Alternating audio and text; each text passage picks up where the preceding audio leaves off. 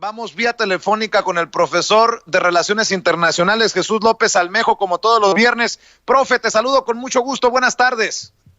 ¿Qué tal, Vicente? Buenas tardes. Un saludo a ti y a toda tu audiencia. Oye, profe, antes de entrarle a otros temas, no sé si te chutaste la mañanera, pero el presidente hoy hace una revelación muy fuerte o retoma también esta información que hay fundaciones extranjeras, sobre todo de Estados Unidos, algunas con injerencia conocida del Departamento de Estado, financiando activismo contra el Tren Maya. Incluso el presidente exhibe a un medio de comunicación como animal político. Yo te quiero preguntar desde tu trinchera de relaciones internacionales, si bien no sorprende, pues creo que sí debe de ocuparnos esta relación de los intereses estadounidenses en nuestro país, ¿no? Sin duda alguna, querido Vicente, yo efectivamente escuché la mañanera, yo le doy una lectura general. ¿En qué sentido? Primero, identificar 3 actores y 3 prácticas. Primer actor, un Estado hegemónico interviniendo en América Latina con diferentes agencias. En este caso, Estados Unidos, es decir, el presidente López Obrador, que sería el segundo actor, el Estado intervenido se percata de ello, y a diferencia de antes, Vicente, como este presidente en particular goza de mucho respaldo popular, es inédito, Vicente, que la gente ahora sí esté interesada en política, que la gente ahora sí quiera a su presidente, porque históricamente siempre hemos visto que el ciudadano de a pie se queja todo el tiempo del presidente. Sin embargo, en esta administración particularmente, la gente de a pie defiende constantemente al presidente de todos los ataques. Entonces, para volver al tema, este presidente legítimo, este presidente respaldado por la gente de a pie, este presidente que está destapando casos de corrupción, se percata, como se percataban otros, de que las agencias estadounidenses estaban interviniendo en asuntos de política interna para posteriormente poder chantajear, para posteriormente poder presionar y sacar adelante sus propios intereses de política exterior estadounidense en un país latinoamericano como México. Pues este presidente denuncia, es decir, lo denuncia para que haya una especie de atención social al respecto. Si nos pusiéramos más fríos y calculadores, Vicente, diríamos que no nos está contando nada nuevo, nada que no sepamos. Sin embargo, lo inédito del caso es que este presidente lo hace porque tiene respaldo social y le confirma a la gente lo que la gente históricamente pues venimos sospechando y nos venimos enterando con retraso. Solamente que ahora lo hace Vicente en tiempo real, lo que le da entonces un toque de presión, en este caso ahora sí hacia estas agencias señaladas por el presidente, porque fíjate, también tenemos eso, investigadores de las universidades, investigadores de centros de investigación, periodistas como ustedes, medios de comunicación en general, sobre todo los alternativos. Se hace mucha crítica del intervencionismo estadounidense en América Latina. Sin embargo, el hecho de que salga el mismísimo presidente de la República a decir con nombre y apellido quiénes son, le da un toque todavía más certero y más preciso, Vicente, y nos ahorra meses o años de especulación. Además, desde la trinchera periodística, esto es importante porque medios independientes y alternativos como Sin Censura hemos dicho siempre que no todos somos iguales en un gremio lastimado por el chayote, en un gremio en el que hay tantas máscaras. Nosotros en su momento nos confrontamos con la gente de Animal Político, señalándolos como uno de los verificadores independientes de Facebook, pero ¿quién verifica al verificador? Y también hablábamos de los intereses priistas en Hidalgo, de donde es el dueño de Animal Político. Bueno, pues en momentos en que a nosotros, muchos youtubers, a muchos medios independientes nos llaman los nuevos chayoteros, nos llaman lambiscones de la 4T, pues surge esto y digo yo, pues prefiero que me sigan criticando por eso y no que me saquen los trapitos sucios de que estamos financiados desde Estados Unidos por estas fundaciones y los intereses oscuros que vendría con ello, profe. Sin duda alguna, Vicente, y yo recuerdo que incluso estos señores se atrevieron a boicotear y a sabotear tu sitio de Facebook en 2019, si mal no estoy, y recuerdo también que con esta falta de legitimidad salieron pues a negar categóricamente sus vínculos con Osorio Chong. Hoy vemos que Osorio Chong, aunque en su trato personal, públicamente, es un hombre que aparenta ser cordial, alguien cordial, pues el señor maquinó muchos actos de corrupción que ahora se le están destapando, y entre ellos, Vicente, el equipo de periodistas, tanto en prensa escrita como en televisión y radio, pues que sobornaba para que, no solamente para que no denunciaran estos actos de corrupción, sino además para que fueran tan aplaudidores como lo están siendo ahora con algunos gobernadores que siguen llevando a cabo la práctica del chayote. Yo te podría enlistar por lo menos 5 o 6 estados en donde los medios de comunicación tradicionales siguen sumamente cooptados por los gobernadores. Después, cuando deja de llegar chayote, es decir, para que la gente entienda, cuando deja de llegar dinero en efectivo o a través de especie como propiedades, casas, etcétera, etcétera, para periodistas o para dueños de esos medios de comunicación, entonces ahí sí se vuelven críticos. Mientras el chayote esté fluyendo constantemente y los mantenga en sitios de privilegios, ahí entonces ellos van a hacer todo para justificar las prácticas de estos funcionarios en turno, que es la gran diferencia, Vicente, con los medios de comunicación alternativos, ¿no? Que se hace por convicción, el periodismo se denuncia por convicción y no a sueldo por medio de un político corrupto que te diga, que te marque la agenda noticiosa, Vicente. Y fíjate que es bien interesante porque en este caso, esta gente tiene no solamente injerencia en su línea editorial de políticos corruptos de administraciones pasadas, sino además de agencias de Estados Unidos que se caracterizan justamente por infiltrar a agendas periodísticas importantes en países de Latinoamérica. La teoría de la dependencia, Vicente, dice que los países industrializados del centro no podrían dominar a los países de la periferia sin la ayuda de las élites locales de los países periféricos. Dicho de otra manera, la explotación se hace posible gracias a que los países industrializados del centro encuentran cómplices entre las élites locales que no quieren perder sus privilegios en los países subdesarrollados, como dirían en los años 60, o dicho de otra manera, con los países de la periferia o de la semiperiferia. Entonces, esto que sale a decir hoy el presidente me parece maravilloso porque finalmente está volviendo a poner el dedo en la llaga, pero lo hace ahora sin especular, con nombre y apellido.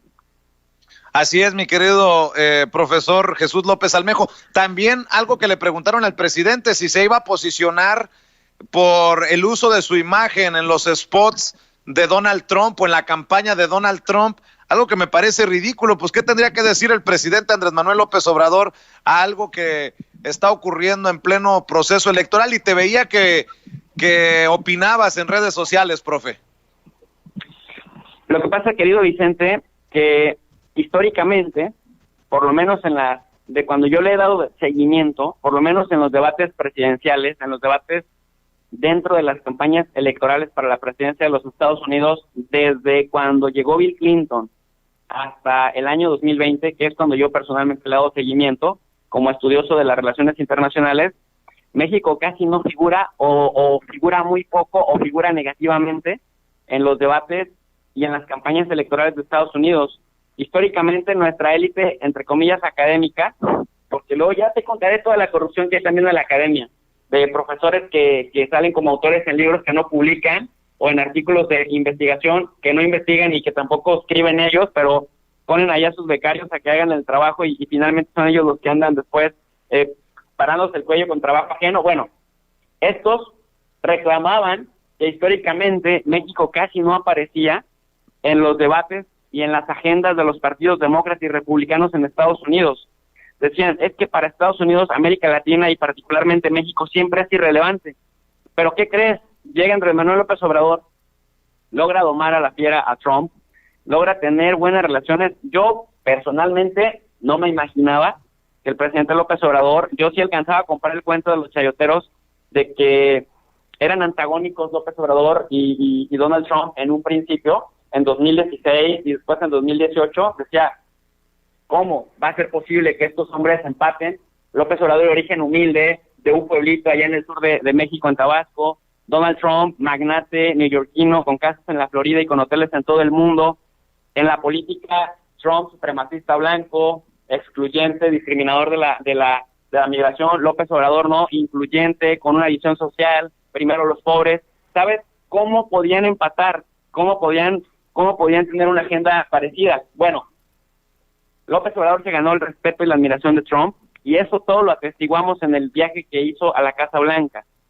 Y algo que sí es cierto, y también López Obrador lo sabía, es que en algún momento Trump iba a utilizar este material pues para promocionarse, pero resulta que también López Obrador lo hizo, porque si alguien regresó fortalecido de esa visita a la Casa Blanca fue el presidente López Obrador. Entonces me parece que la manera en la que hacen este promocional lo hacen de manera fina y lo hacen de manera respetuosa, y además no están diciendo mentiras. Lo que dicen, no sé si tú ya viste el comercial, pero lo que dicen es, y se firmó y se renegoció, se logró materializar el acuerdo de libre comercio con América del Norte, y en ese contexto aparece 1 o 2 segundos el presidente López Obrador cuando lo está recibiendo el presidente Trump en la Casa Blanca. Entonces a mí me parece que, imagínate, Vicente, de no aparecer en las últimas 3 décadas en la agenda electoral estadounidense, o de aparecer muy poco y aparecer negativamente, a aparecer ahora de manera positiva, vendiéndose como un logro, con un presidente Trump que además ha sido muy temperamental con el resto del mundo y que tiene un trato de respeto, me parece que López Obrador le sigue aventajando en el juego de ajedrez a su oposición en México, pero también a sus malquerientes en Estados Unidos. Pues ahí está este tema sobre la mesa, y otro que quiero abordar contigo, profe, si me permites, es la geopolítica de la vacuna. Todo el mundo corriendo para conseguir la vacuna contra el COVID-19. Rusia ya anuncia incluso hasta casi fecha para sacarla al mercado. ¿Cuál es tu perspectiva, profe? Mira, me parece excelente que lo pongas así, de esa manera, porque ni Rusia, ni China, ni Estados Unidos, obviamente ni México, ni Gran Bretaña, ni Suecia, ni los países sedes de los grandes laboratorios que se dedican a producir vacunas pueden sacar nada si las vacunas no cumplen con todas las fases. Pero ¿por qué le llamamos carrera geopolítica? Por la simple y sencilla razón de que los países lo que están anunciando, más que ya el hecho fáctico, es la voluntad de ser los primeros en concluir las fases. Para que la gente que nos está escuchando nos entienda, estamos hablando aproximadamente de 3 fases. Es justamente en la tercera fase en donde ya se empiezan a experimentar con seres humanos en gran masa, con diferentes segmentos, diferentes grupos humanos, para ver cómo la vacuna en un periodo más o menos de unos 6 meses tiene reacciones secundarias, tiene reacciones positivas, para qué grupos es más favorable, o incluso para qué sexos, si es más favorable para las mujeres, si es más favorable para los hombres. Acá se hacen muchos experimentos, se hacen muchas pruebas, Vicente, y es prácticamente algo muy normal de la medicina. Sin embargo, ¿qué es lo que está haciendo Rusia? ¿O qué es lo que está haciendo el mismo Estados Unidos o la Gran Bretaña? Están anunciando que están ya en la fase 3 y que tienen la disposición y la disponibilidad de empezar a invitar a la gente a que se sometan a esta vacuna, pero no a toda la gente ni todo el mundo, sino a los que compete en la fase 3 hacerlo. Porque mira, Vicente, eso también es importante decirlo, hay también mucha teoría de la conspiración en torno a la vacuna, que si te van a meter nanotecnología, que si quieren exterminar a la mitad de la población, o sea, un montón de tonterías que circulan en las redes sociales y que de pronto la gente las agarra sin cuestionarlas. Entonces, por eso me preocupa decirle a la gente que esto que estamos viendo ahora no significa que ya vayan a empezar a sacar al mercado una vacuna que no esté 100% probada para que pueda cumplir con el rigor de que se le pueda llamar vacuna. Porque otra cosa muy diferente puede ser que saquen un medicamento para paliar los efectos secundarios de la enfermedad, pero recordemos que una vacuna como tal es la sustancia que te vuelve inmune frente a una enfermedad, cualquiera que ésta sea. Entonces, en la fase en la que se encuentran ahora es justamente en la fase de experimentación con humanos de manera masiva y con diferente selección de grupos. Pero no puede salir al mercado con el nombre de vacuna algo que no haya pasado, que no haya cumplido rigurosamente con la experimentación y con la observación sistemática en diferentes grupos humanos. De tal suerte, Vicente, que va a ser normal si en esta fase 3 empiezan a haber grupitos a los que se les puso la vacuna que tengan reacciones secundarias no necesariamente favorables. ¿Por qué? Porque así sucede en la normalidad de la historia de las vacunas. desde cuando se erradicó la poliomielitis, desde cuando se erradicó la viruela negra, etcétera, etcétera. Pero ¿por qué le llamamos carrera? Entonces, porque ciertamente aquellos laboratorios que logren concluir con éxito, de manera satisfactoria, valga la redundancia, el tema de la vacuna, van a ser los que se posicionen como líderes frente al mal que ocasionó la catarsis económica que atraviesa el mundo en pleno 2020, que ha sido incluso más terrible que la caída de Wall Street en 1929 o que la crisis hipotecaria de Estados Unidos en el año 2008. Entonces, imagínate toda la ventaja y la capacidad negociadora que va a tener el país que lo logre hacer primero, pero también, Vicente, la cantidad de personas muertas que se van a ahorrar, que esto es bien importante decirlo. Por eso me parece fundamental que en esta carrera entre gigantes, y cuando digo gigantes me refiero a China, me refiero a Rusia, me refiero a Estados Unidos y me refiero a la Gran Bretaña, me parece sensacional que México, junto con Argentina, sean actores centrales, fundamentales en esta carrera, que también dicen, pues van corriendo muy duro las potencias, pero también vamos pegaditas a ellas. Y en el caso de México, Vicente, ya ha tenido en promedio del 1 de junio, cuando empezó la nueva normalidad, a la fecha, en promedio, unas 750 personas fallecidas al día. Pues imagínate que entre más pronto tengamos acceso a la vacuna, por ahí de febrero o de marzo del año 2021, esto significa que nos vamos a ahorrar bastantes personas fallecidas a causa de la pandemia, que hasta ahorita pues todavía no logra aplanarse. Oye, y mientras llega la vacuna, profe, pues vemos diferentes situaciones, prácticas sociales alrededor del mundo para lidiar con el COVID, mientras llega la vacuna. Así es, querido Vicente. Mira, este virus nos ha enseñado 3 cosas. Primero, que cualquier día nos podemos morir, ¿no? Y nos podemos morir de la nada. Entonces, nos ha enseñado que si no cooperamos como sociedad, que si no respetamos normas de convivencia básicas, somos como especie cada vez más vulnerables. Y eso me refiero a que nos lo enseñó el confinamiento, que vivimos con más cosas de las que necesitamos, que vivimos con más preocupaciones y cargamos en la vida cotidiana más preocupaciones de las que necesitamos. Y en segundo lugar también, Vicente, que los más creativos y los más innovadores se pueden beneficiar incluso de las circunstancias adversas. Y me refiero, por ejemplo, Vicente, a algo que tú estás experimentando desde hace tiempo. Por ejemplo, cómo la creatividad te puede permitir seguir llevando a cabo el oficio, a pesar de que trabajos de prácticas sociales tradicionales se derrumbaron en el contexto del confinamiento.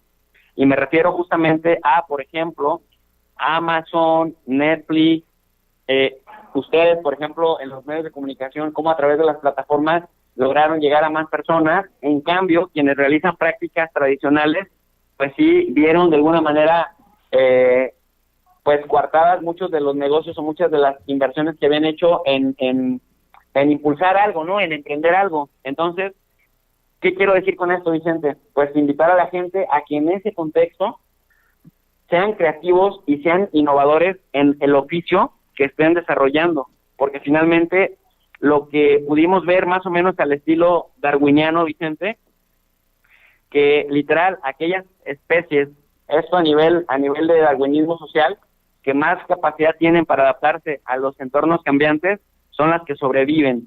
Y eso también es lo que nos está enseñando el COVID-19. Por un lado, el tema de la cooperación social, se ha visto que la gente ha tenido que cooperar o morir. Y eso no implica que no haya también pues gente indiferente o gente egoísta que no cree y que no se cuida y que de todos modos va a los entornos llenos, ¿no? Pensando que esto no le puede pasar. Pero lo que se ha visto es más gestos de solidaridad de las personas que más gestos de egoísmo. Y en tercer lugar, Vicente, ya hablamos entonces de la cooperación, ya hablamos de la importancia de la creatividad y de la innovación en el oficio que desarrollas, y que, por ejemplo, plataformas como Netflix o plataformas como Amazon salieron adelante, el mismo Zoom, etcétera, mientras otros negocios cayeron. El tercer lugar tiene que ver con, nos queda claro que por mucho que se diga que las grandes empresas, que los grandes consorcios internacionales han desdibujado la capacidad del Estado para regir, pues el COVID-19 nos muestra que a la hora de la verdad es el Estado y no otras instituciones las que tienen el verdadero poder coercitivo y las que finalmente pues nos someten a las reglas o a las leyes que tengan y para regir la vida en sociedad dentro de sus fronteras. Mi querido profe Jesús López Almejo, ¿qué te parece si dejamos el tema pendiente que quedamos ahí para que lo abordes en tu canal de tu profe de RI o para cuando nos gustes acompañar aquí en Sin Censura, si te parece, profe? Y también le voy a pedir a la gente que te apoye en tus esfuerzos independientes. Muchas gracias, querido Vicente. Me parece bien, me parece bien. Ya abordé el tema en mi canal, causó mucha polémica. Pareciera que es un tema poco serio y pareciera que es un tema más bien morboso, pero en un contexto en el que el presidente Trump sigue en caída libre en las encuestas y no está teniendo la fuerza que él esperaba porque las condiciones del COVID-19 se lo siguen comiendo, está recurriendo a estrategias muy creativas que son tradicionales y convencionales, pero que justamente le están permitiendo generar deslegitimidad en la contraparte. Pero como bien dices, ya lo abordaremos en otro momento, Vicente. Pues invito a la gente a que se suscriban al canal de Tu Profe de RI, en donde estamos abordando clases de relaciones internacionales gratis en el área de geopolítica, organismos internacionales, en general, relaciones internacionales, para que la gente entienda cómo el acontecer internacional nos impacta todos los días en la vida cotidiana, Vicente. Tu Profe de RI, de Relaciones Internacionales. Profe, te mando un abrazo, como siempre agradecido por tu tiempo, por el análisis, y ahí estamos al pendiente. Abrazo, Vicente, abrazo fuerte para todos sin censura. Gracias, es el profesor de Relaciones Internacionales Jesús López Almejo.